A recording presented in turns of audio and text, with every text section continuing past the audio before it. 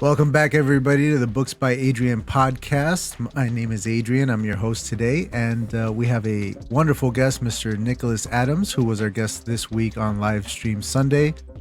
We didn't get to all the questions that we wanted to ask him, so it's a good thing that he's joining us for the podcast this week. For those of you watching us on YouTube, make sure that you hit subscribe and leave a like and a comment on the video itself. For those of you on Apple Podcasts or Spotify, leave a like on there as well, especially if you're on Apple Podcasts. Leaving us a review would be huge and a very, very big help to our show. All right. Thank you very much, Mr. Nicholas Adams. Welcome back. I know Great it's to only be been a few back. minutes for us, but for folks at home, it's like 5 days later. So Yeah, a long time no see. why don't you tell the new viewers once again just a little bit about who you are, where you're from, and what you have coming up. Okay. In writing worlds, I go by Nicholas P. Adams. I am a married father of 4 living in the Salt Lake City area. By day, I am a BIM manager for an architecture interior design firm. And by other parts of the day, I write sci-fi and fantasy. I like speculative fiction, anything that blurs the edges between genres. I have written a novel. I have another one coming out in a couple of months, and I've written several short stories, 7 of which have been given honorable mentions from Writers of the Future. I am the 3rd of 7 children, grew up in a small town called Boring, Oregon, and it is exactly what it sounds like, which is why I moved away. All right, so we got to talk about that. The town is actually called Boring, Oregon. I thought that was a joke on your website. I thought that you Boring. When I graduated high school, it was population 530 something. It's now in like the 3,000s. It's about 45 minutes southeast of Portland. It was originally just farmland, just the outskirts of suburbs, rural. But yeah, it's there's not much to do there. Now I wonder if it became boring because they named it boring, or if they named it boring because it already was. It was named after a man named John Boring.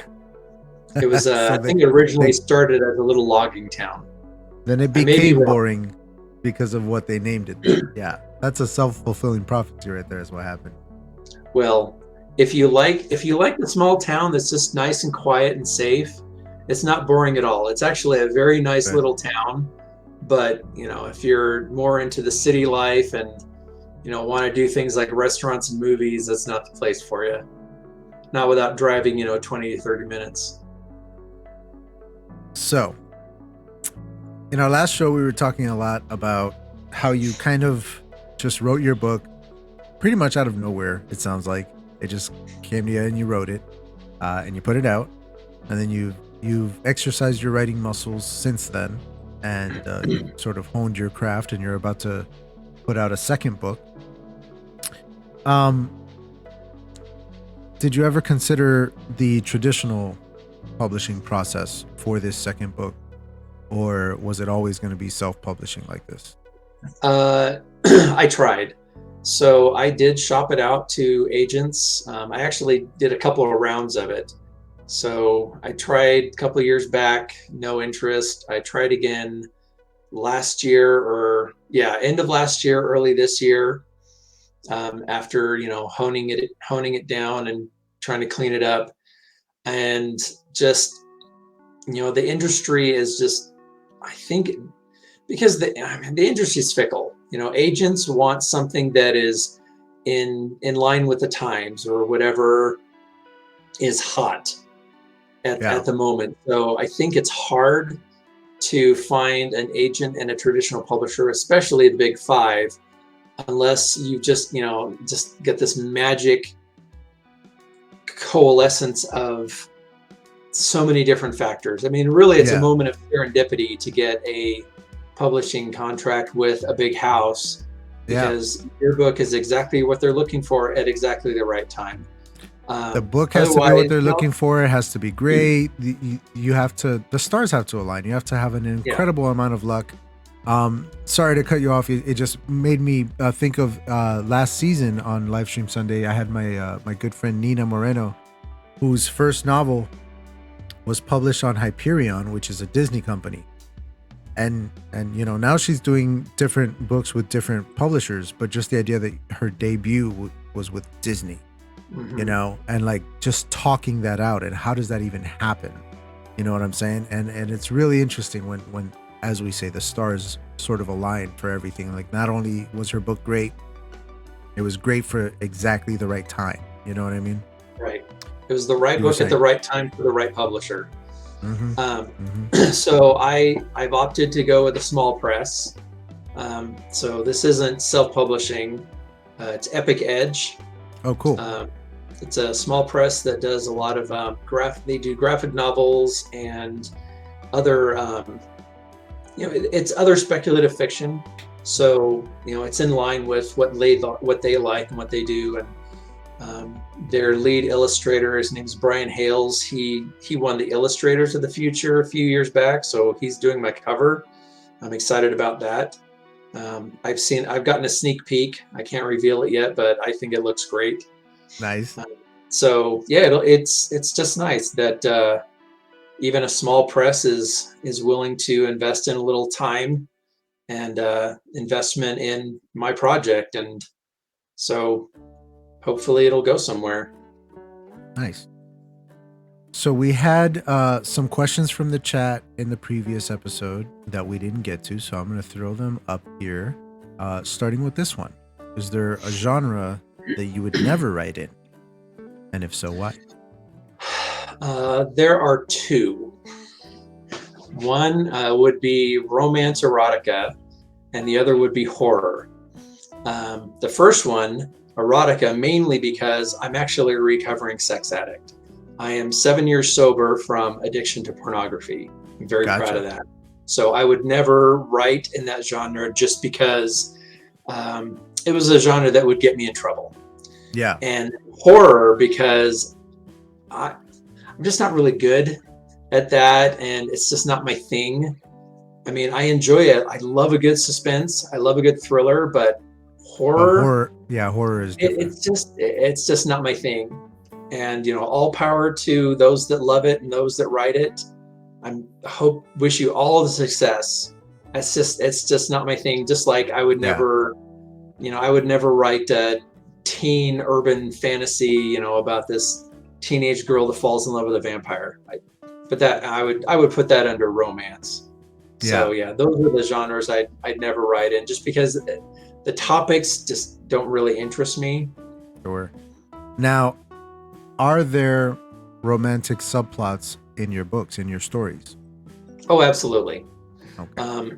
In Angel's Secret, the main character is married, and part of the story is she's very protective of her husband, who is just like an IT nerd.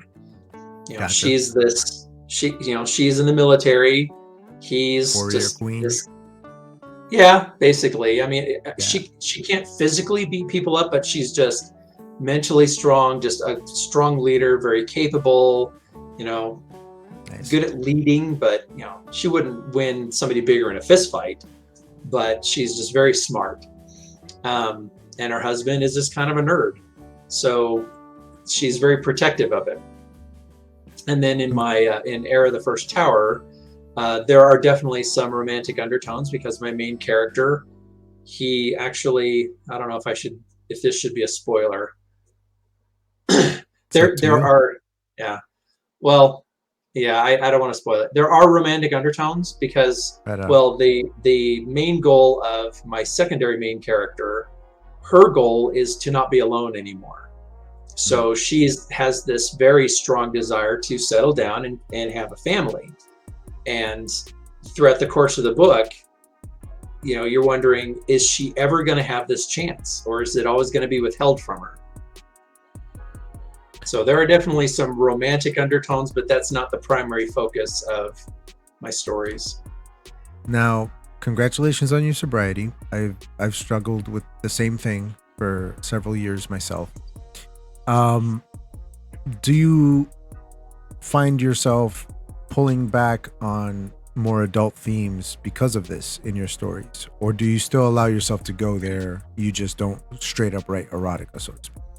So if you mean by adult themes like sexual, yes, I definitely keep it clean, because I also made a conscious effort with The Heir of the First Tower that this is a story I want to read to my kids. And my kids Nice. are 8 to 14. I want them to be able to read it where I don't have to change words or skip over Censor parts. yourself. Yeah. I really want parents to be able to feel comfortable reading this to small kids, because it's really just an adventure in another world, exploring ideas that are sometimes hard to illustrate or talk about. But I wanted to do it in a way that was family friendly. I respect that, man. I want to write some children's stories someday myself. I have kids too. I have a 6-year-old and a 2-year-old. But you know, this first novel is definitely for adults. And having struggled with this myself, I went the opposite way. Not that I'm writing erotica or anything, but where part of me keeping everything kind of vegan kosher, so to speak, is part of healthy expressions of sexual content. So the fact that I'm writing an adult novel and the fact that I have 3 main characters, and even though I'm writing third person, it's still, each chapter is still tailored to each individual point of view character. So excuse me. So you do get a insight into their thoughts and feelings and emotions and all that. And so I find that it's an important part of being honest about human nature when writing an adult story, to include that sexual content when appropriate, when it drives the plot forward, when it makes changes in the character or expresses things about the character. So it's interesting how we can kind of, it's the same as any other addiction out there, and how different folks will use different manners of keeping that addiction in check and whatnot. Right. Well, I did something similar in An Angel Secret, where there are some undertones of addictive personality traits. There are some hints that, you know, one of the characters actually has a bit of a sex addiction. It's not overt. I think it's subtle, but I think anyone that understands that, you know, in the world, they'll recognize the signs. Yeah, that there are definitely hints there that his behavior is not normal. It's not cool. It's not, you know, not something to be celebrated. But it's there.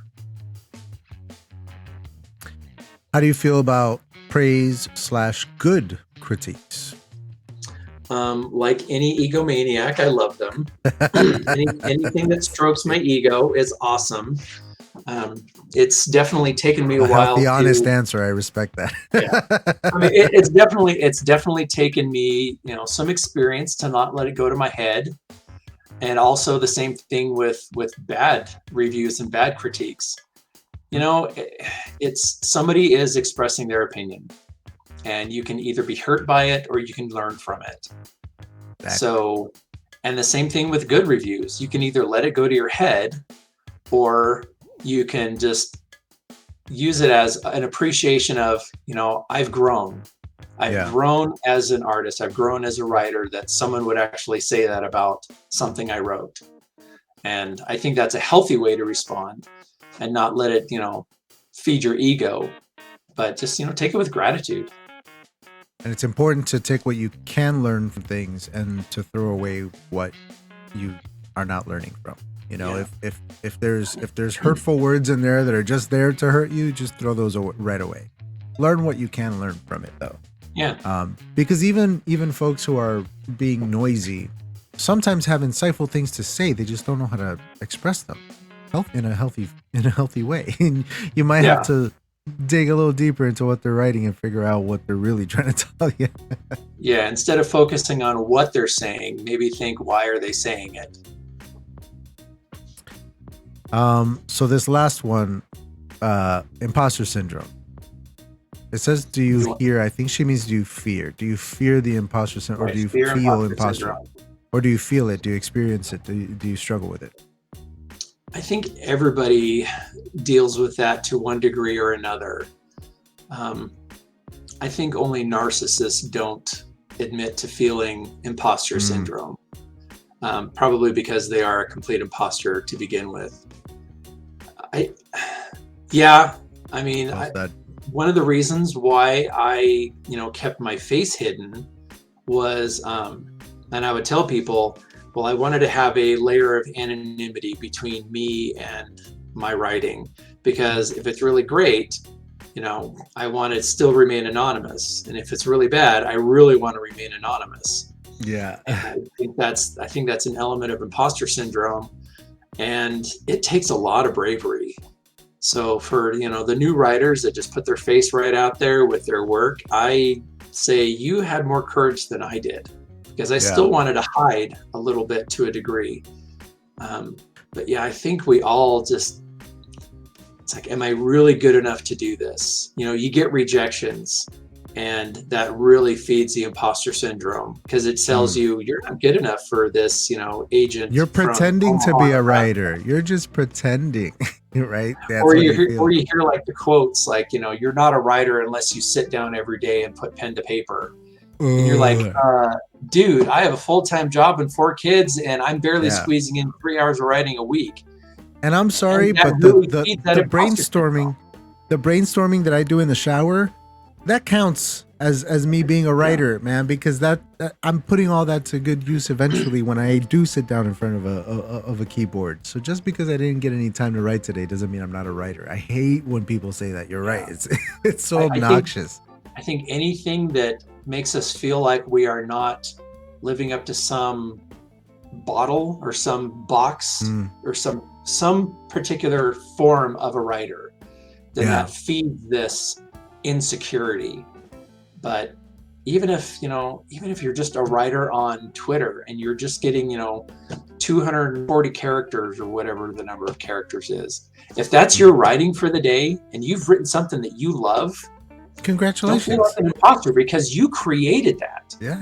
There was nothing there, and you filled the void. And the crazy thing about imposter syndrome, especially when you're starting out, is that it really comes from a place of worrying that you're stealing from other writers. And every single author, I've mentioned this before, every single author will tell you the same thing: steal from other writers. That's how you learn. If you like the way that this author writes, try to write like him a little bit. You like how that one too, try to write like him a little bit, learn from them. Take what you can learn and apply it to your own style. And that's how you develop your own style. That's how you find what it is that you do differently, is by trying everybody else's way. A friend of mine, Michael Darling, he's the author of the Got Lost, or the Got Hope, Got Luck series. Got Luck, Got Hope, Got Lost. Great series, by the way. Urban fantasy. It's a mouthful, though. Yeah, great series. He shared some advice where he said, if you want to learn to write like another author, then open up their book and basically transcribe. Type what they've written, so you get that muscle memory, and you're learning to write how they wrote. You're putting words in the same order that they did, and you're getting that rhythm. And that there's something really profound in that, because you're following in their footsteps. And then once you've learned how they do it, then you can figure out how to make it your own, or tweak it so that it matches your own, and you've now created a blend of you and someone you admire. And yeah, we're always learning from other people. You're learning from every book you read. You're learning what works and what doesn't work. So even if you read a book that is not written well, you're recognizing what doesn't work, and it's strengthening your skills. It's telling you what not to do. Exactly. It's funny because I was watching, I have a subscription to Masterclass, and I was watching, I want to say it was Dan Harmon. I can't remember which author it was. It was a thriller writer. He was saying that when he first started out, he wanted to understand why his favorite books were his favorite books, because he was writing and he wasn't getting the same kind of like incredible feelings out of his writing that he was getting out of there, And so he said what he ended up doing was he took what was at the time his favorite book, his favorite thriller, and he went line by line and rewrote that book.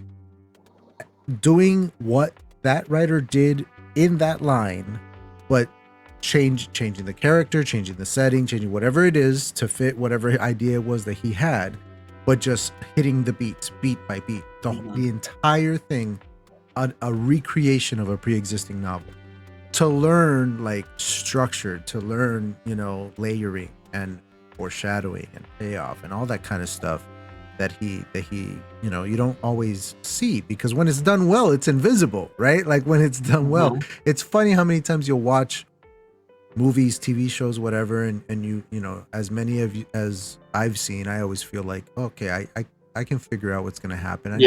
Because I'm a writer, I can tell that this writer is setting me up for this thing and that thing is going to happen later. Sure, that's actually the bad guy, but we're supposed to think it's him. Exactly. As soon as somebody says one line, I'm like, oh, I've heard that line a million times. I know exactly what's going to happen next. And when they subvert your expectations, or when you think you know what's coming and you're wrong, but when they surprise you with what they had, you realize, oh, they did set that up. I missed it. I was looking at this other thing and they set up this other, whatever it is. When it's done well, even when you're looking for it, when it's done well, it's invisible, man. Like you can't pick up on that stuff. You know, I can't tell you how many times Breaking Bad pulled the rug out from under me when it was on, just because I think I know exactly what's going to happen from this setup. I've seen this setup a million times before, and then they just sucker punch you when you go, whoa. So I actually tried doing this in one of my short stories where I intentionally wanted to lay the groundwork of a twist that I wanted it to be like, by the time I reveal the twist, I wanted someone to look back and say, oh yeah, it was there the whole time. But my preconception of what was going on prevented me from seeing what was coming. Yeah. I believe it was that same writer. I'm going to have to look up who it was, because I'm quoting him a lot lately. Where he was saying that some of the best twists work because there's a lie that the main character believes, and then whatever information he's getting, he's filtering through that lie, and therefore so is the audience. But whatever the truth is what's really foreshadowing what's coming up. And so it's not a twist, it's a reveal, but it feels like a twist because you've been lied to. Right. You know, you've expected something else. You've been believing a certain thing, and that's not the truth of it. When you learn the truth, it feels like a big twist, and it's really just the reveal of what you should have been catching all along. Yeah. It's a very delicate dance, you know. Yeah, it's hard, man. And my book is a bit of a thriller, and I'm trying to do stuff like that, and it's hard. It's rough, you know. And I'll go back anytime I think of something really great to add into the story, or I write a chapter that changes how I think about what's going to happen next, whatever it is. I'll go back to the prologue and I'll edit it a little bit to include just a little bit foreshadowing for this new thing, because I want the prologue to be the seed from which the entire tree grows from. So I just keep going back and I just keep tweaking it so that it ends the way that it begins. I want everything from the end to be in there, but I don't want you to see it until it's time, you know? Right. Absolutely. Let's see here. Couple more questions before we wrap up today. I have a feeling it's going to be on the short side. Okay, here we go. What do you love most about Salt Lake City? Honestly, I really like that it's kind of cut off from the rest of the world. You know, we get teased of being in a bubble here. But I like that a lot of the issues that, you know, especially kids these days, they can't escape the garbage in the world around them because it's just everywhere. It's everywhere. And, you know, there's really no escape. But I'll be honest, here, I feel like there's at least this, we'll call it a temporal bubble, because, you know, we're teased at being like 10 years behind the times. So at least, you know, there's this layer of protection. I like the seasons. I mean, growing up in Oregon, it rained all the time. And then living in Arizona for 7 years, you know, it barely ever rained and it was always hot. And here it's nice. You know, it's a good it's not too cold. It doesn't get too hot. There's no humidity. It's kind of green, but it'd be nice if it were greener. Yeah. I think the people just sounds like the middle, like it's just it is straight so middle the ground. middle of the track. Yeah, it is just so it's so boring middle ground. Just we don't need drama. There's no drama here. If you want drama, you got either coast. Go there. See, when I think Salt Lake City, my mind always goes back to that movie SLC Punk. I saw it when I was a teenager, like 19 or so. I don't think I've ever heard of it. It's with Matthew Lillard, and he plays this like punk rock kid. His parents are lawyers, and they're well off, and they expect him to become a lawyer, but he just wants to rebel against the system and listen to music and stuff. And the whole movie just kind of takes you through like punk culture and history in general. By the end of the movie, some horrible tragedy has happened to somebody close to him, and it sort of wakes him up. And by the end of the movie, he's in a suit, and he's gonna go be a lawyer and take down the system from the inside, And it's all set in Salt Lake City. So like everything Salt Lake City that I know is from that movie. I don't really know much else except I'll have to look it up. I like him as an actor. I really do. It's a good one. But It's a good one. It's a weird movie, but it's a good one. I think. Yeah.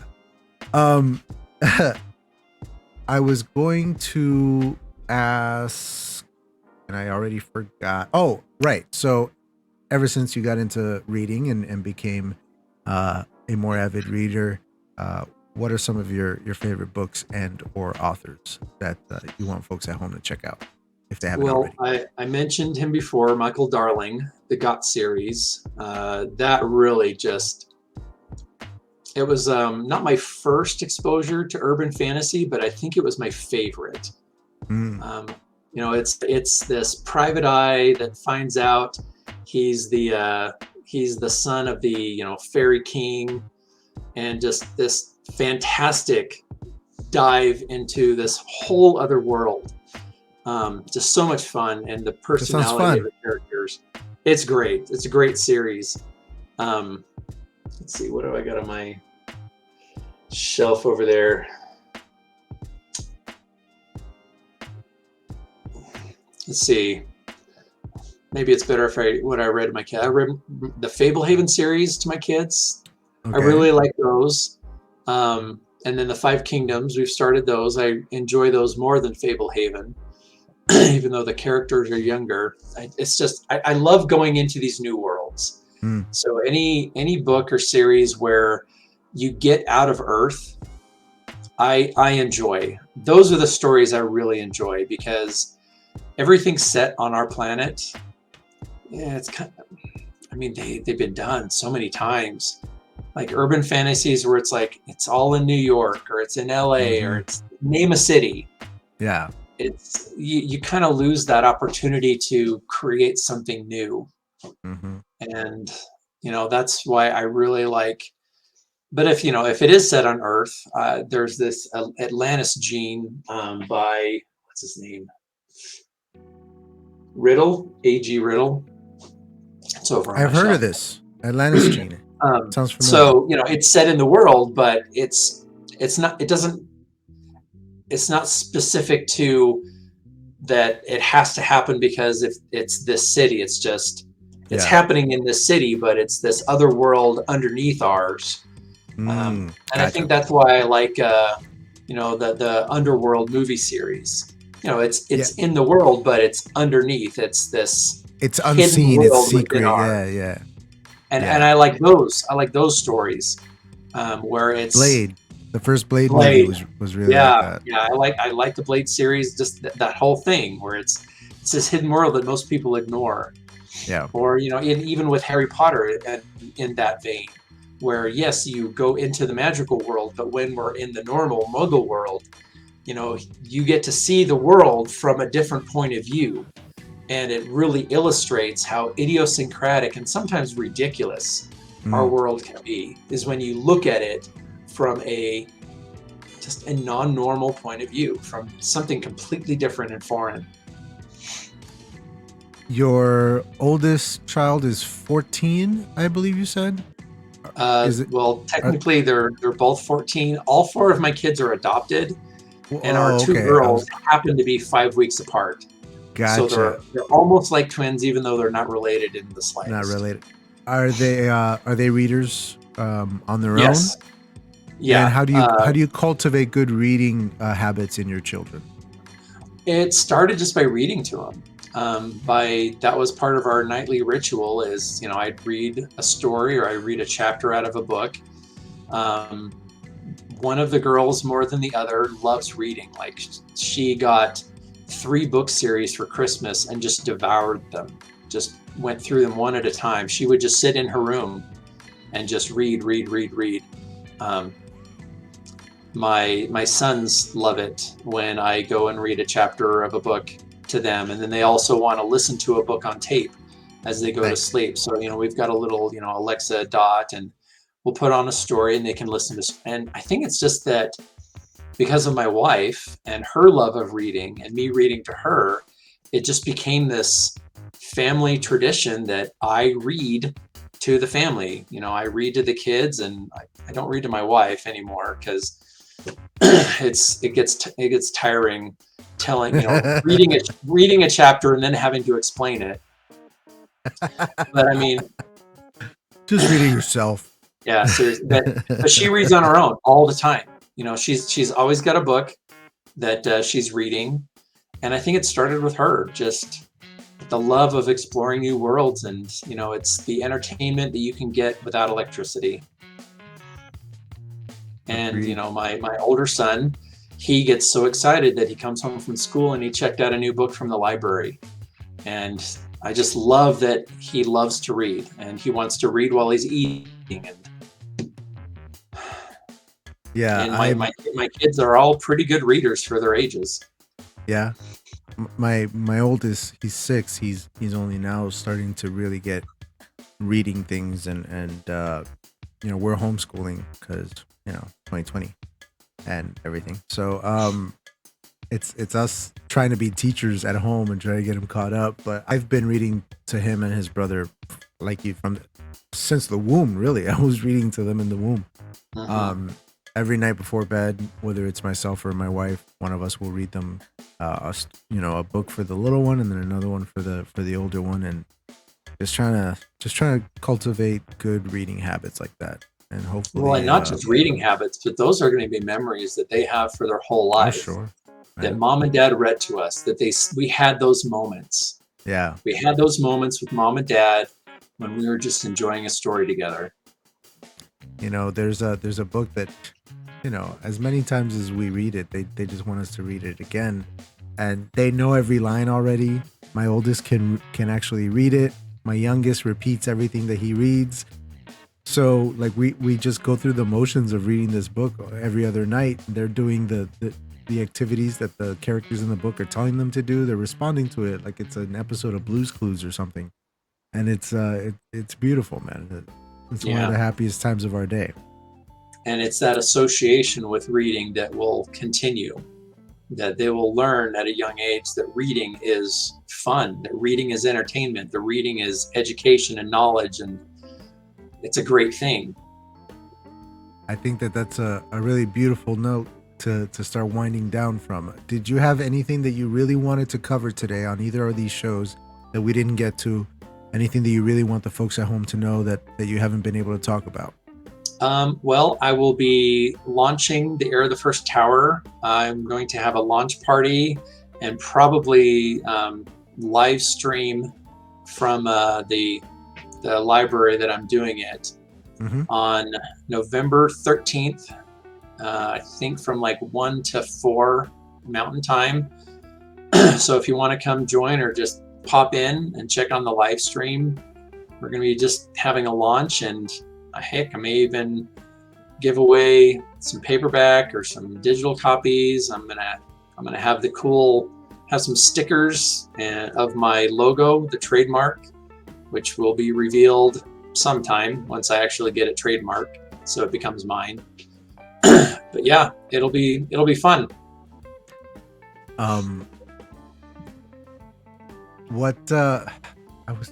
I hate when this happens. I have a question and then I'm listening to you, so by listening to you I forget what I was gonna ask. it'll come to me later, and it's gonna make me mad. Thank you. Oh yes, is the information for this stream and this event on your website? That's what I want. Not yet. Okay. Not yet, but I will broadcast it. I will make sure that I announce. So if you go to my website and sign up for my newsletter, you'll be notified of when that happens once I have all these details hammered out. Do you also announce things like this on your Instagram and stuff like that? Mm-hmm. Yep. Okay. All my social media, I'll announce it as far and wide as I possibly can. All right. And folks at home, all that info is in the description down below. Okay, Mr. Nicholas Adams, thank you so very much for joining me today for both of these shows. It has been an absolute pleasure. You have been a great guest, and I can't wait to have you back after your next book comes out, and we'll talk about that one. Thank you, Adrian. It's been great being here. It's been my pleasure. For everybody at home, thank you so much for joining us. If you're on Apple Podcasts listening to us over there, if you're listening to us over on Apple Podcasts, make sure that you leave a like and a review, a 5-star rating, and help us out to grow over there. Apple Podcasts is the big one, so I would really appreciate any and all support that I get over there. Reviews are the big one over there. If you are watching us on YouTube, make sure you hit that subscribe button and the notification bell. Not only does this show air every Thursday and live stream Sunday every Sunday, but I have some original videos coming soon, especially once Live Stream Sunday's season ends. We'll be going into some other videos throughout the week. Thank you guys once again, and until next time, come back on Sunday for AR Mirrorball. All right, everybody, we're out.